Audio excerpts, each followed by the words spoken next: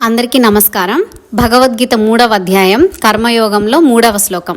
శ్రీ భగవానువాచ లోకేస్మిన్ ద్వివిధా నిష్టా పురా ప్రోక్తా మయా నఘ జ్ఞానయోగేన సాంఖ్యానాన్ కర్మయోగేన యోగినాం.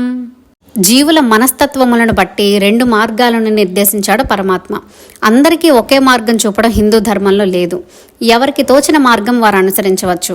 కొంతమందికి తత్వ విచారణ మీద ఆసక్తి ఉంటుంది, వారికి జ్ఞానయోగం నిర్దేశించారు. మరికొందరు కర్మలు చేయడానికే ఆసక్తి చూపుతుంటారు, వారికి జ్ఞానం ఓ పట్టాన బోధపడదు. అటువంటి వారికి కర్మయోగం నిర్దేశించారు.